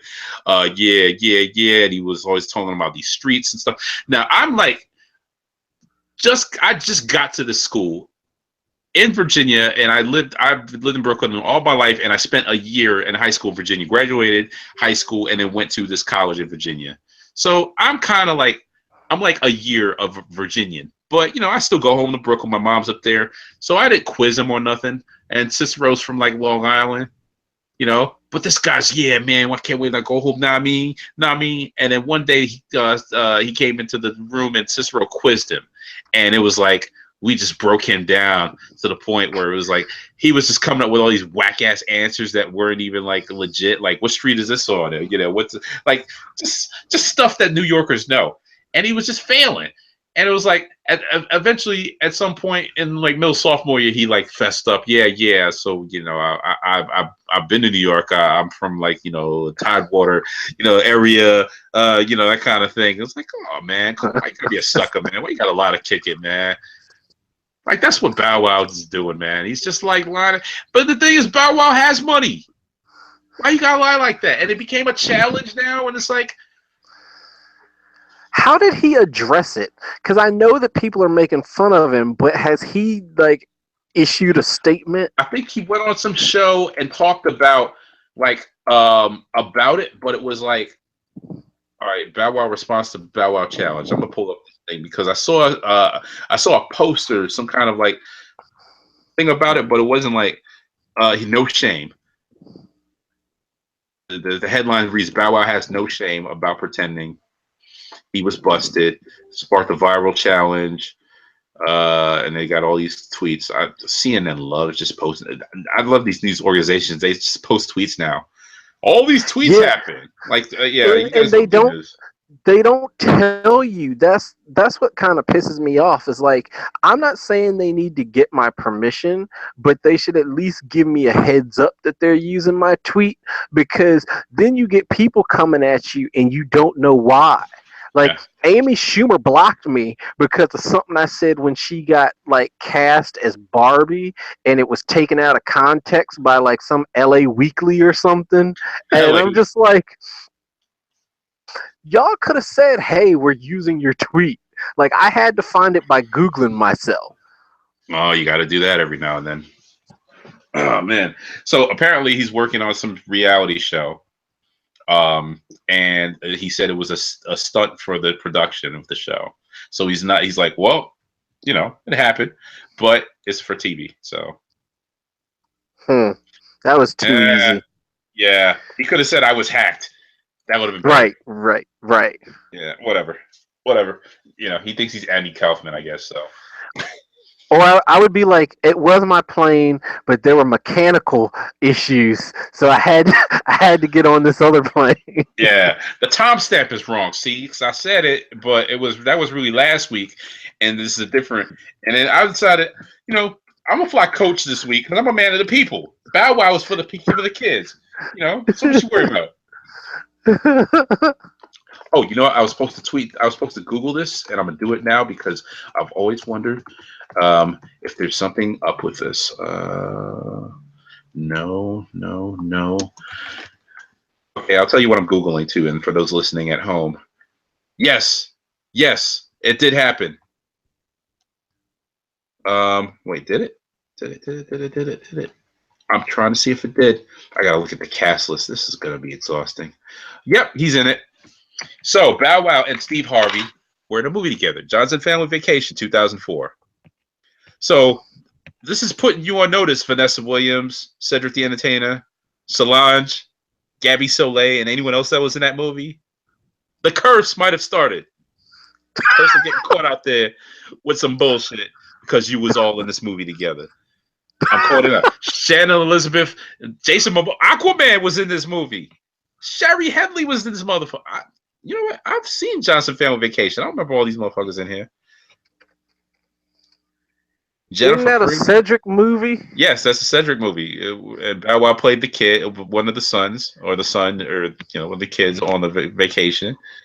And Steve Harvey was Mac Johnson. He was the brother. So Cedric I guess they pull in the family vacation or one of their cookouts or something, and the brother's there and they're competitive. Yeah, because I was like, I saw them together in a movie together, but which one was it? Because it wasn't Lotto Ticket. And have you ever stopped to think about the fact that we let a grown man masquerade and make money with the name Cedric the Entertainer? I have, but he was funny. He was funny and entertaining, so it was like, let the name stick, It's kind of like how, and the thing with comedians is comedians can get away with that. Although, podcasters were in that genre now too, where people are still on the street like, hey, Classick. And I'm like, oh, yeah, what's up? Like I can't think twice about it because not many people know my real name's Jamal, except for when I say it here on the podcast. But I don't wear a sign that goes, hey, I'm Classick, or hey, I'm, so it depends on where you see him. But yeah, Cedric the Entertainer, let him be Cedric the Entertainer, No, that dude needs to be Cedric Kyles. Yeah, Cedric Antonio Kyles, but we let Earthquake happen and Hamburger, yeah, Shucky Ducky, although Booker T pretty much took his whole bit, and every time he does the Shucky Ducky quack quack thing, people are like, "Are you paying Shucky Ducky?" And he probably like blocks people. He probably blocked me on Twitter because of that. Because I'm like, so you're not gonna pay Shucky Ducky for all those times you keep saying Shucky Ducky quack quack, huh? All right, fine. Meanwhile, Shucky I Ducky. bet you if he ever gets a serious role, though, he's gonna go by Cedric Kyles. I was reading an article about that this week about like how Ludacris is Bridges instead of Ludacris because they said that Ludacris can't win an Oscar, but Chris Bridges can. He started doing that when he was on Law and Order SVU. When he would because. I think he was Chris Bridges on every time he was on that show, and he's been on that like a couple times because he's always playing like the cousin to Ice-T's son on the show. Ice-T's gay son, and it's like that's his cousin. And then Ice-T's got a gay son on the show. That's what I mean. Yeah, yeah. I don't watch that show. It just got renewed for its 19th season, but I don't watch that show. They're just keeping it on the break records. But I thought about that too. I was like, of all crimes that are happening, these like really grisly sex crimes are probably the worst. So maybe this show needs to stay on. It's like, I mean, how many times are we just going to see a murder and go, so who did it? Nah. People's like raping, molesting, groping, all kinds of crazy shit that's happening with the, and stuff with kids. I mean, that's the stuff that we really need to, not only expose, but get people more aware of. Oh, these things could happen, near you. So I say that's probably it's probably like what do you call it? What do you call it when something is like it's apropos that this is the show of the Law and Orders that lasted this long. Although I did like Criminal Intent, but only because of Vincent D'Onofrio. I didn't care too much for the crimes. Anytime these shows are set in New York City, and it's like, and I hate to say this, but it's like the victims are white, white folk, or it's like just white folk. I'm just like, you never have. It's not like I don't care. It's just they never have like Jamaicans out of Brooklyn on Law and Order or something like that. They never have like a Trinity family that lived up the street that I grew up on or something on Law and Order. So, or they'll go out to Brooklyn or they'll go out to those neighborhoods, but it's always to interrogate a perp. It's never right. It's never like, oh yeah, so this man, he has two families, one on Clarkson Street and one on 96, and one family found out about the other, and so we have to investigate the murder and find out the suspects and interview like all the 16 children that he has between the two families, and then the plot twist is he has a third family in Queens, and the other two didn't know about it because he's a cab driver. That would have been a great 1 hour show. Instead, it's some motherfucker in a brownstone that's $1 million, and and because of drugs or something, or fertility or something else, they're face down dead, after coming back from yoga class. I'm like, I don't give a fuck about these people. I really don't. No one gives a fuck about yoga class, Mom. Stop it. You hit the nail on the head as to why I can't watch Designated Survivor anymore. Because like after the election, I was like, fuck all of them. No, but Jack Bauer's one of the good ones, though. He's one of the good ones. He's well spoken. Oh, that's terrible. That's a terrible thing to say. He speaks so well. Designated Survivor is 24, like with Jack Bauer just in another chair. Like he's the president now, so it's like, but like, so Maggie Q is like the agent who's like investigating everything and finding out the truth and like going rogue and stuff like that. So she's in the Jack Bauer role, and Jack Bauer's in the Dennis Haysbert role. He's President Palmer, and so there's equal parts her investigating and like getting into gunplay and action, and him just doing political West Wing shit, like trying to get a bill passed and stuff like that. And Virginia Madsen's pretty good in there too. And Cal Penn, he's good. So I mean, they got a solid cast. It's a watchable show. Has anyone had a career trajectory as odd as Cal Penn? I mean, he went from stoner movies to House to the White House, yes, back to the fake White House. Wait. Are you counting the Van Wilder flicks as stoner movies too, or just yes? Okay, yes, that's true. So yeah. House to this one. He was a henchman in that Superman Returns sequel. Oh yeah, right. He had no talking. And then he had no speaking parts. He was in Superman Returns. Then he went to the White House as like an ambassador to the arts. Yes. And then he did How I Met Your Mother, and now he acts in the fake White House. Yes. Hey, he's done it right. He's done it he's done well for himself. I can't fault him for that. I don't see him ever like leading his own series or his own show, but right, he's kind of established himself as like a solid actor, and he does pretty well. And at no point when he's on screen in this show, I'm like, oh, get this guy off screen. Like he's pretty, he's witty, funny. He fits well in his role because he's like the communications of the White House press secretary. So he gets to go up there and give speeches and stuff, and he has some goofy parts too. But it's mostly like he just plays off the other, the other cast members. Some are pretty cool and some are boring. Like the chick's, she's all right. There's something about how he talks that annoys me. Like, it's not a lisp, Yeah, but it's something like it's the way he talks. It just annoys me to no end. yeah. You got to figure with a name like where Freehold Township, so Jersey. Yeah, because I'm trying. Yeah, Montclair, New Jersey. He didn't even sound like a Jersey guy. It's kind of weird. I'm wondering where he went to school. Like, kind of maybe that's where he picked up, like his kind of where he the way he talks. Right. Yeah, so yeah, it might have been something he picked up in college.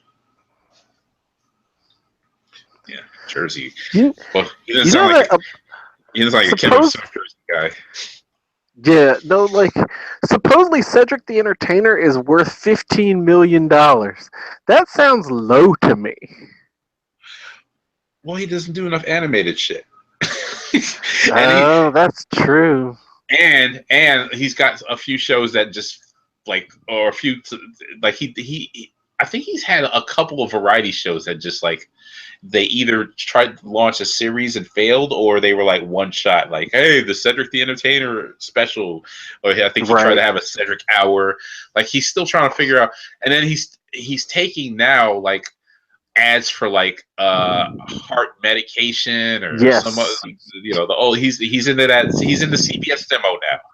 Yes. Yes. Yeah. Soon it'll be catheters and life insurance. Yeah, so yeah, he's really fallen into that Ed McMahon market or that role where he's gonna have to like come up with some kind of like executive produce something or some hit show or something. He's gonna have to like produce some shit on that would go on the My TV like one of those Oh shows. God.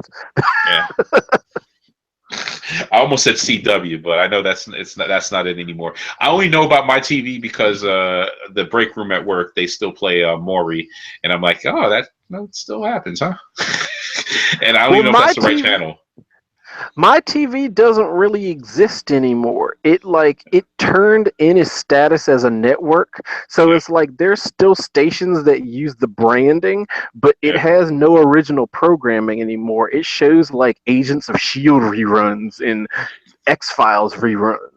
Oh, yeah. But I mean, during the daytime, like they show all the your daytime crap. All the Judges and the Tyler Perry shows, yeah. Yeah, Judges, Rachel Ray's, the Maury's, the Tyler Perry.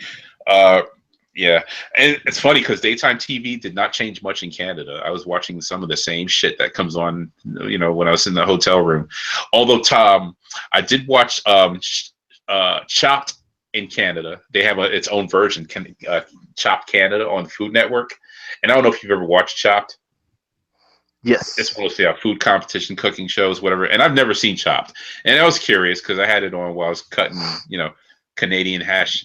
And put it in the bag so I can, transport. No, I wasn't doing anything. I made it through customs just fine. So but one thing about Canadians and that whole thing about them being nice, that shit is real. And I say this because this is a cooking competition. They're supposed to be, going against each other, going to the next round. And they're rushing in the kitchen and stuff. That's what Chopped is. They get that ingredient, and it was cool. I liked it. It was like kind of like Iron Chef, and that's the first time I watched Chopped ever.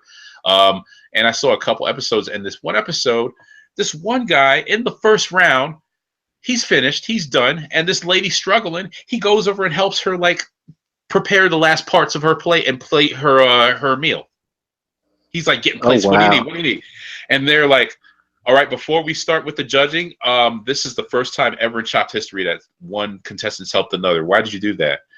She could probably get past you this round. He's like, well, that's the rule in the kitchen. We always help, leave someone behind. We always help, don't let someone leave someone behind.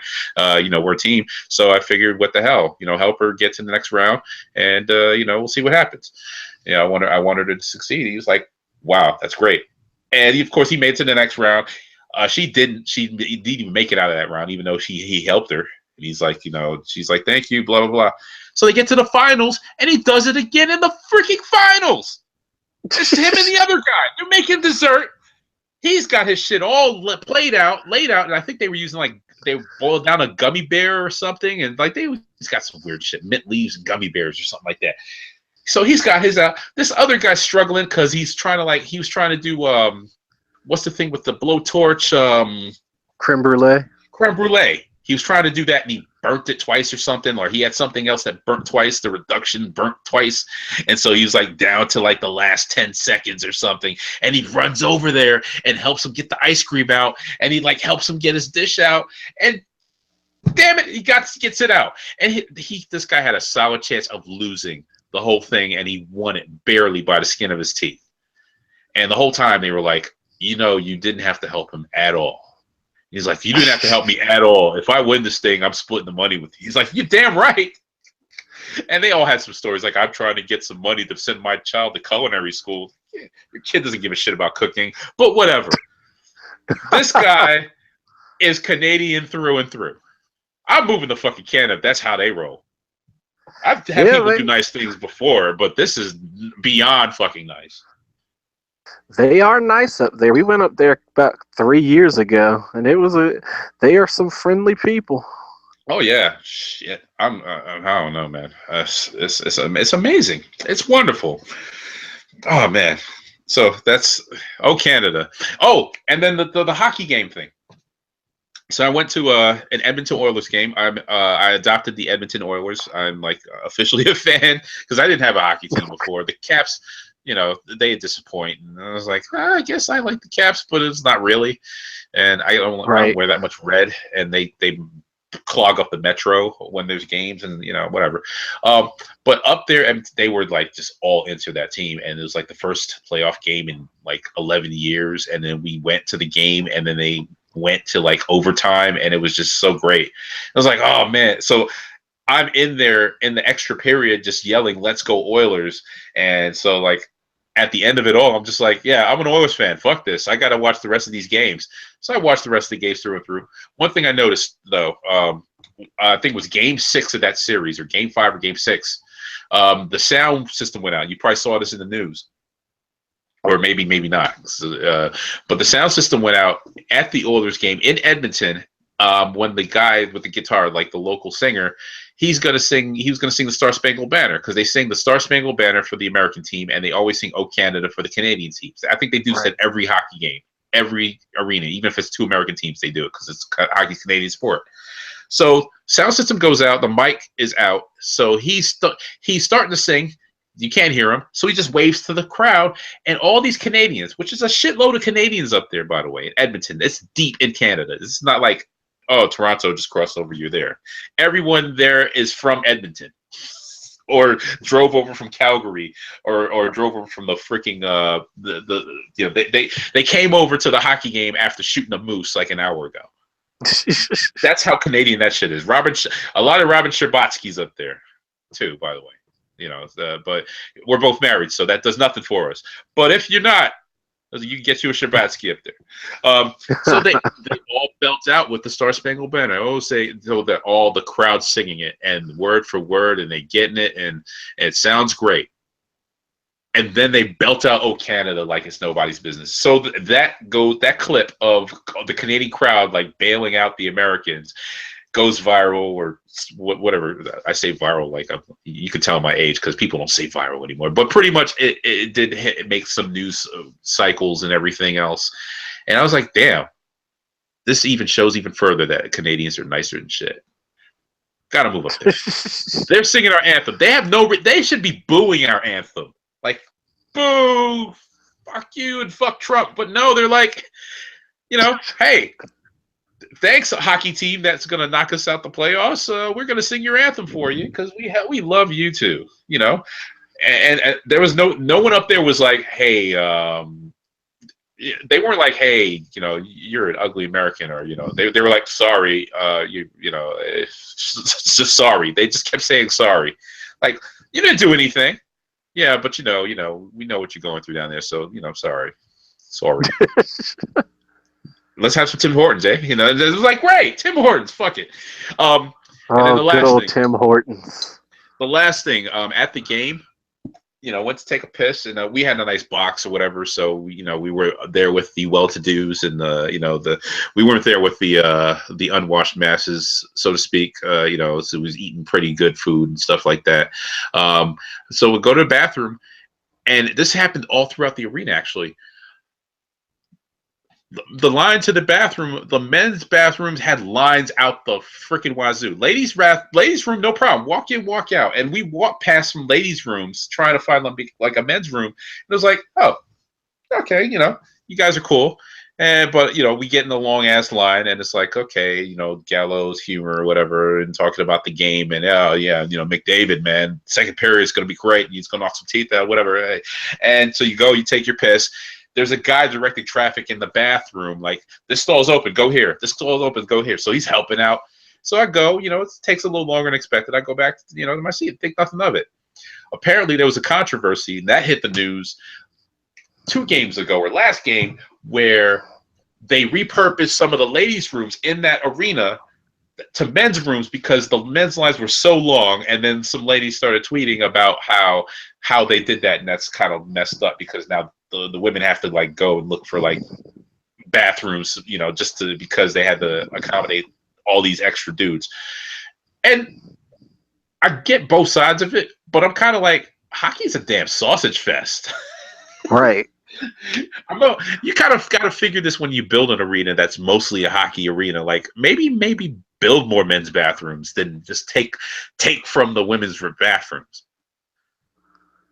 Yeah, it's kind of weird. You got to go where the bulk of the audience is, Yeah, but it's kind of weird to basically say, so you know what, women, ain't too many of y'all. We're just gonna turn this to a men's room. You're gonna have to walk a little further down, like. But here's the thing with the guys, though. As a man, and I can't speak for all men or all Canadians, we can wait. There is no guy with a bladder that's or with a loaf that's that pushing, that's like that critical that you gotta be like, I gotta go now. Like, you hold it in, you do a little dance if you had a couple too many Molsons, and you go in there and they direct traffic. You hit the urinal, in and out. There's no one there that's like, oh man, sweet relief, and they're taking like the super long Austin Powers piss where you got to hold the wall with one hand. You blow your O-ring out, boy. So that adjustment seemed a little too unnecessary, and it was like, I didn't get the sense from all these Canadian hockey fans, these male Canadian hockey fans, that none of them were like, if we had more bathrooms, we could get through this shit a lot. Because none of them are dicks like, I can imagine American guys doing that, but not Canadians. Am I wrong? I don't know. So I'm just putting that out there for this food for thought for those people. I want to start a conversation. Yes, I'm being an asshole on my own podcast. Well, I want to start this conversation about the bathrooms. Why take from the women when you built a ladies' room? I'd be pissed too. Literally. Pun intended. Yes, pissed. So that's all I got to say about Canada. If you see a Classick team up Canada, I won't even put Canada. I'll just be like, this is a happy, fun, cheery Classick team up. It's going to be really upbeat. I'm going to have, flowery music and all kinds of great things happening. So you'll know when I actually move up there. And I'm taking. You're taking the network with you. I'm taking the network with me. You're coming with me too. You can come visit anytime. Bring the family. It'd be great. CSPN.ca. Yes. .ca. Live from Saskatchewan Studios. Where the moose and the elk roam free. Oh man. So I guess we can start to wrap up here. What's going on for Mother's Day? You getting anything for the wife? Probably shoes. She runs like half marathons and stuff, and she needs new shoes. So yeah, when did she become Wonder Woman? I remember you wrote a while back about her doing the half, doing the race. I don't even know if that was a half marathon, but so she's not stopping. Yeah, she does like a half now, like every 3 months or something. So she Holy just moly! did one last Sunday, and then she's got one in like June. She's got a bunch like bunched up here, but you can only run so many miles in a pair of shoes, so it's time for a new pair. There So you go. that's what she's getting. What kind are you getting? Like New Balance or Saucony? Or I'm trying to remember what shoes were available when I had those track magazines back in the day. Brooks. Brooks. Oh, Yeah. that's not bad. There you go. Head by Dick's Sporting Goods, just because I'm 12 and I like saying Dick's. So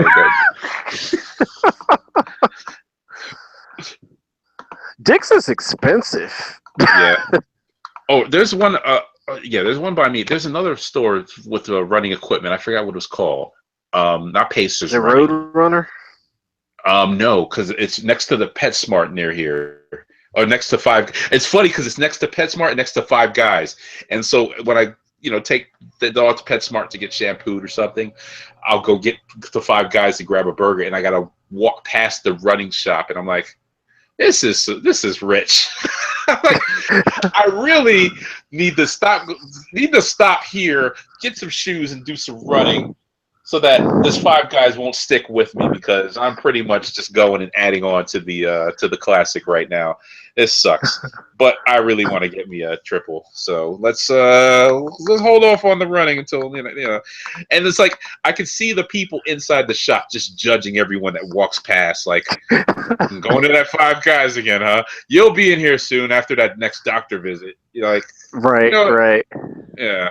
Because I know if I worked there, I'd be doing it. I'm like, look at this guy. That should be the new Clerks if they're gonna like reboot it. Oh, I shouldn't have said reboot. I just cursed it now. Kevin Smith's gonna find me. Yeah. Now the Kevin Smith stuff, I haven't gotten as far as like Tusk, because I refuse to watch that, and Yoga Hosers. But I did stop I at kind of the want to see Yoga Hosers, but Tusk doesn't sound interesting to me. I heard Yoga Hosers is terrible, but I'm still morbidly curious.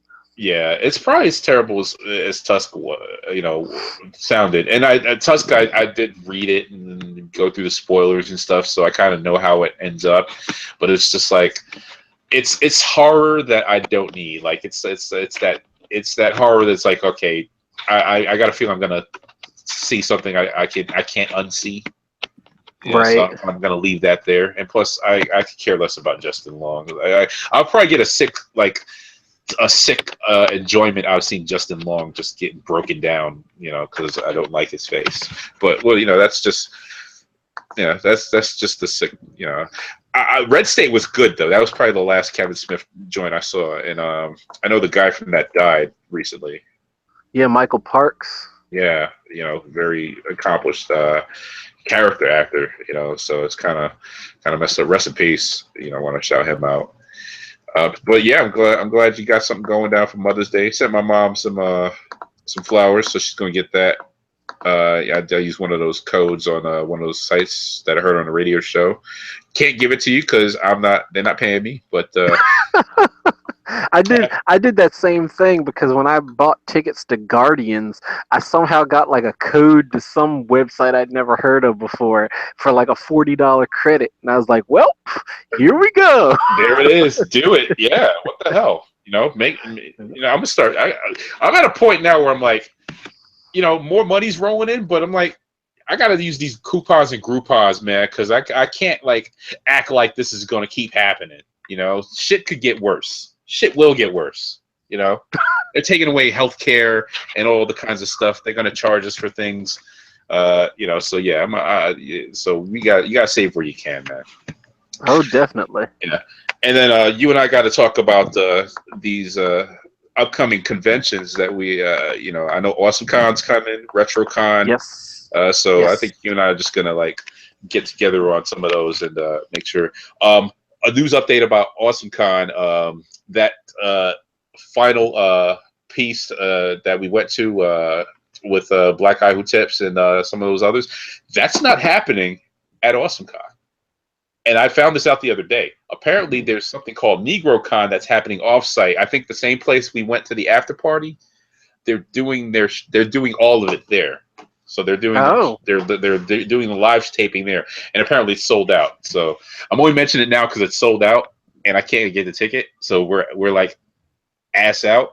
But I want to mention it because I'm like, if you're going, good on you, and have a good time.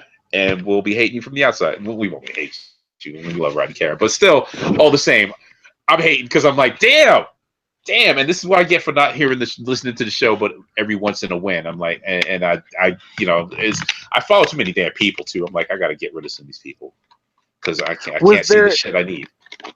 was There was their an announcement. It panel was Twitter. rejected? Was I the don't know. panel rejected? I don't know the Huh. specifics on that, and I don't even know if maybe there still is a panel, but apparently they're doing this. So I'm assuming, and this is my assumption that that they're doing this in lieu of the panel.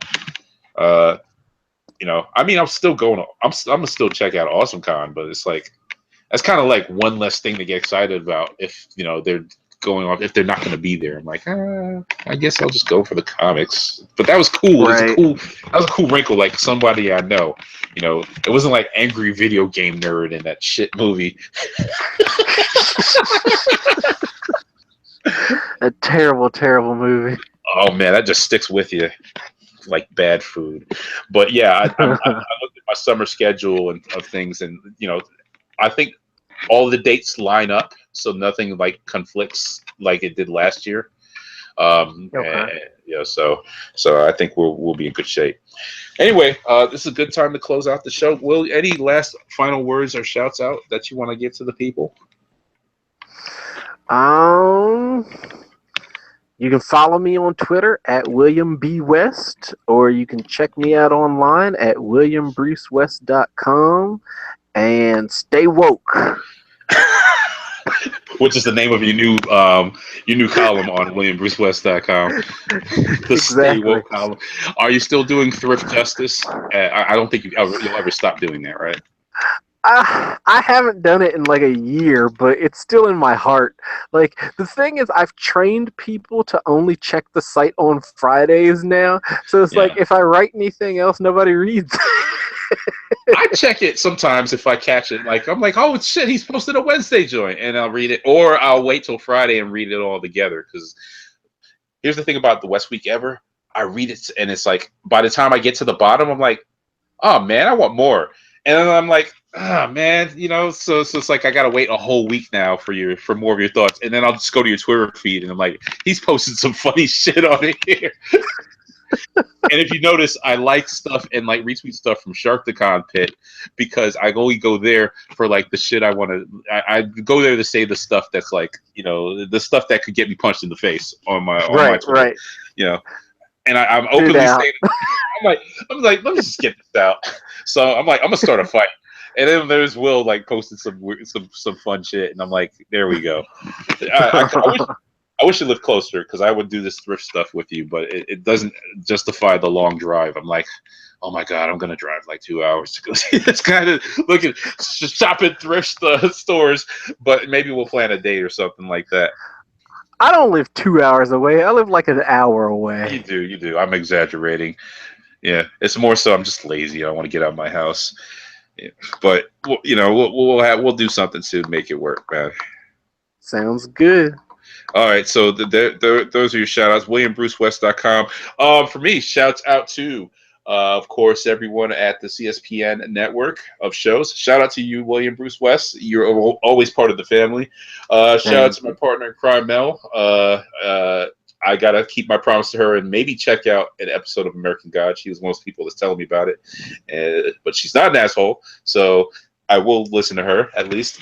Shout out to Sanity Thief.